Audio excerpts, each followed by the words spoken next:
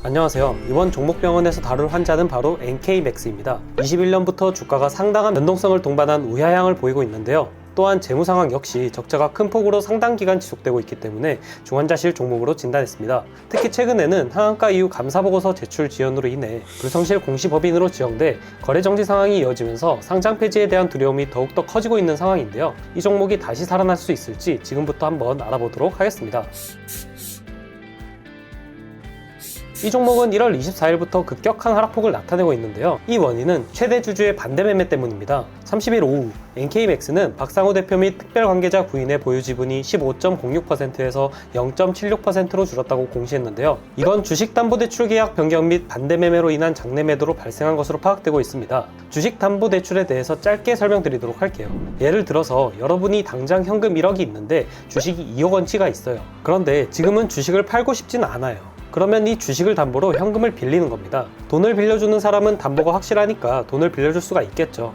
그런데 주식을 담보로 대출을 받았는데 담보인 주식이 떨어지니까 담보의 값어치도 당연히 떨어지게 됩니다. 만약에 이 주식이 반토막 났다고 하면 담보의 가치가 2억에서 1억으로 줄게 되죠. 그럼 돈을 빌려준 사람은 여기서 주가가 더 떨어지면 빌려준 돈보다 담보가 더 싸지게 되는데요. 그러면 돈을 빌린 사람이 나중에 돈을 못 갚게 되면 담보를 다 팔아도 빌려준 돈을 모두 회수할 수가 없게 되겠죠. 그렇기 때문에 주식을 담보로 돈을 빌려줄 때는 주식 가치가 대출액보다 떨어지게 되면 전부 팔게 되는 계약을 맺게 되는 게 일반적인데요. 주가가 떨어지는 것을 막기 위해 대표가 무상증자까지 했지만 결국은 주가가 하락하게 되면서 대주주의 지분이 대부분 매도가 됐습니다. 그래서 최근 급락세가 이어지고 있는 상황인데요. 대표이사인 박상우 씨의 경우 보유주식 수가 5,418주로 줄었고 보유주식 비율이 높았던 친인척들 또한 대부분 장내 매도가 되면서 비중이 크게 없던 몇 사람들의 주식 수만 유지되었습니다. 이로 인해서 NK맥스는 현재 최대 주주가 없는 상황이 되어버렸는데요. 거기다 더해 감사보고서 미제출로 인해 아직까지 거래 정지가 되어 있는 상황입니다.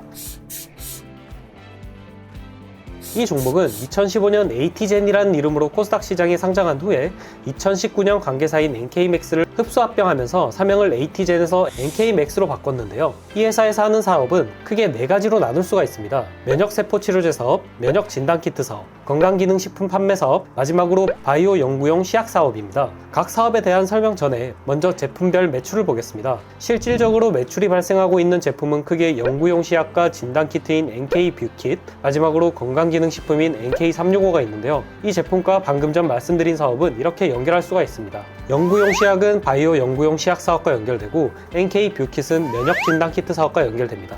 그리고 NK365는 건강기능식품 사업과 연결되는데요. 22년부터는 연구용 시약의 매출 비중이 늘어났고 건강기능식품의 매출 비중이 빠르게 감소하고 있는 추세입니다. 그런데 여기서 보면 면역세포 치료제 사업이 빠져 있는데요. 사업보고서의 사업 현황에서 가장 첫 번째로 나온다는 것은 회사에서 가장 중요한 사업이란 뜻이에요. 그런데도 이 사업에서 매출이 없다는 것은 언뜻 모순처럼 들리는데요. 그건 제약산업의 특징 때문입니다. 제약은 제품을 개발하는데 엄청나게 많은 시간과 돈이 들어가지만 제품 상용화에 성공한다면 엄청난 수익을 거둘 수가 있죠. 하지만 임상 단계에서는 제품을 판매할 수가 없기 때문에 그 기간 동안의 제품 매출은 당연히 0원입니다.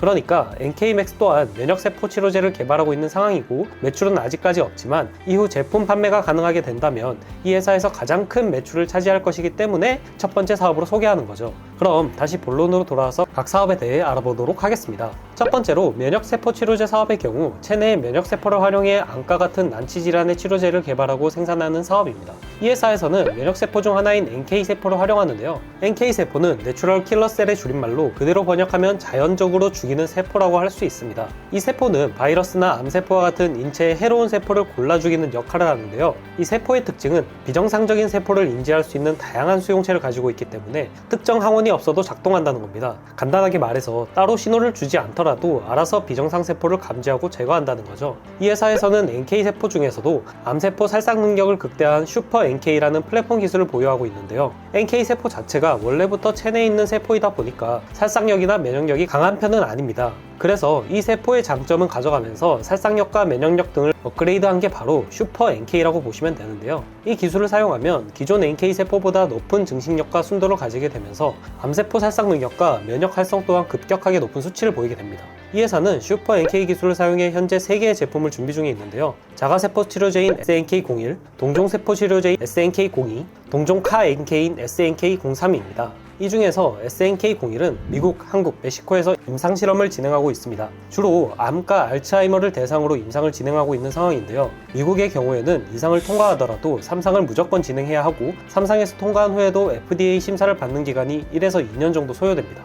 거기서 통과하고 나서야 신약 판매가 가능하기 때문에 아직까지 이상 통과도 못한 상황인 만큼 미국에서 판매하는 것은 빨라도 5년 후로 예상이 되는데요. 다만 국내의 경우 이상 통과 이후에 암세포 치료제와 같은 대체 불가능한 품목에 대해서는 시판에 대해 조건부 허가를 내주기 때문에 일부 제품에 대해서는 올해 중으로 매출이 발생할 가능성도 있는 상황입니다. 두 번째로 면역 진단 키트 사업은 영상 초반에 나왔던 NK 뷰키트라는 진단 키트를 판매하는 사업인데요. 이 키트를 사용하면 체열을 통해 사용자의 혈액 안에 있는 NK 세포를 분석해서 면역력을 측정할 수 있게 됩니다. 특히 NK 세포 활성도는 연령대나 성별에 따른 차이는 크지 않지만 암에 따라서 활성도의 차이가 크게 나타나는 특성이 있기 때문에 암을 조기 진단하는데 상당히 효과적인데요. 물론 활성도가 낮다고 해서 무조건 암이 아니라 다른 질병에 걸렸거나 면역력이 떨어진 경우도 많습니다. 그럼에도 필요한 체열량이 1ml 밖에 되지 않고 비용도 다른 항암 검사에 비해 저렴한 편이기 때문에 암이 의심되는 환자나 항암 치료 후 재발 조기 인지에 사용할 수 있고 그냥 본인의 면역력이 궁금한 사람들도 사용할 수 있어서 꾸준히 판매될 수 있는 제품인데요. 실제로 해당 키트의 경우 매년 매출액이 상승하고 있는 추세입니다.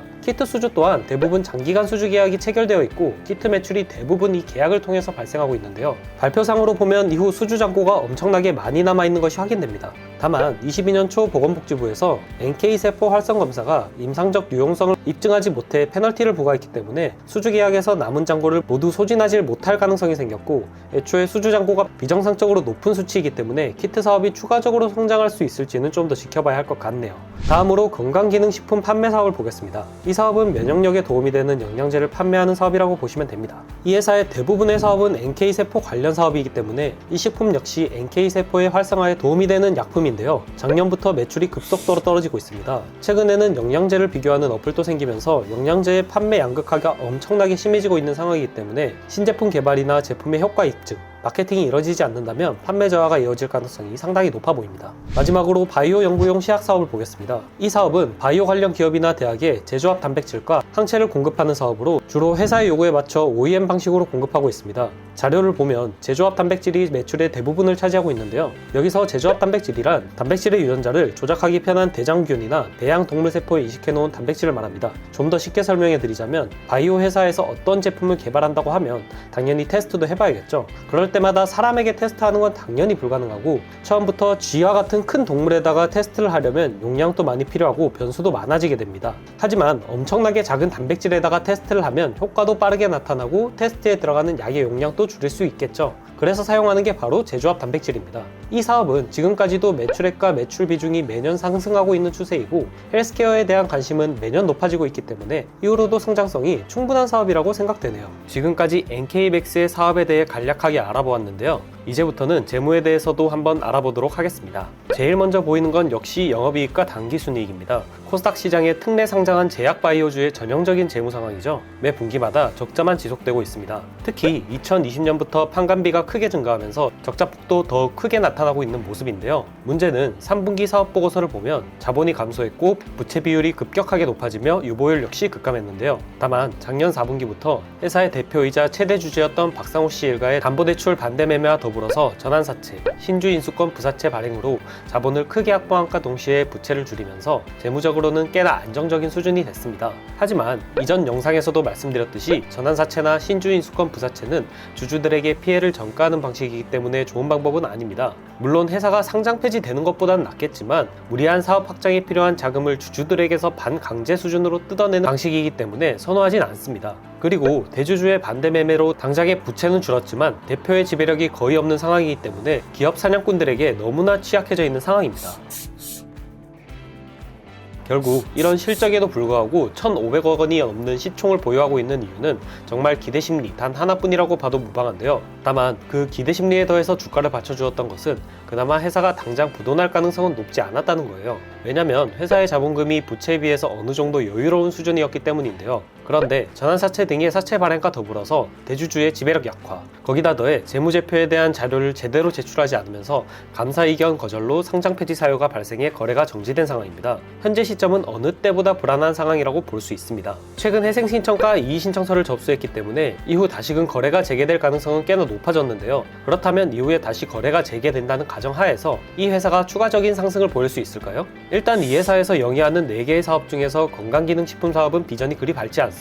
매년 매출액과 매출 비중이 급격하게 떨어지고 있는데요. 그나마 작년은 NK뷰티의 판매량이 높았습니다. 공장 가동률을 105%까지 끌어올리면서 작년 대비 거의 2배 가까운 물량을 생산해내고 있습니다. 우리나라가 고령화 사회에 접어들면서 면역력에 대한 관심이 커졌습니다. 그리고 이건 비단 우리나라뿐만이 아니라 국제사회에서 비슷한 흐름으로 이어지고 있습니다. 실제로 세계 각국에서 공급 계약을 체결한 상황이기 때문에 진단키트 사업은 전망이 꽤나 좋은 사업이라고 판단됩니다. 다음으로 연구용 시약의 경우 미래로 갈수록 생명공학에 대한 관심이 더욱 커질 것이라고 전망하고 있기 때문에 이 사업 또한 지속적인 수요가 발생되면서 진입장벽이 낮지 않은 사업인 만큼 긍정적으로 생각하고 있습니다.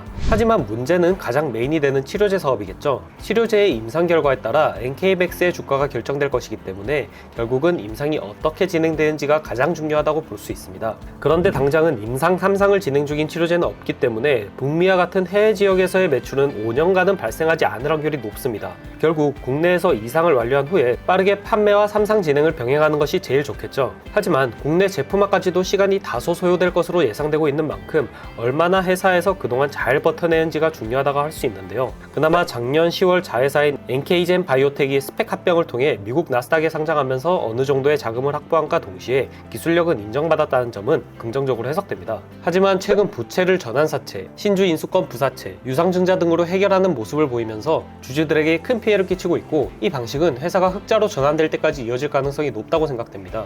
흑자로 전환되려면 최소한 임상 2상을 성공한 후에 제품화가 되어야 되기 때문에 기약이 없다는 점이 가장 큰 걸림돌이라고 할 수 있습니다.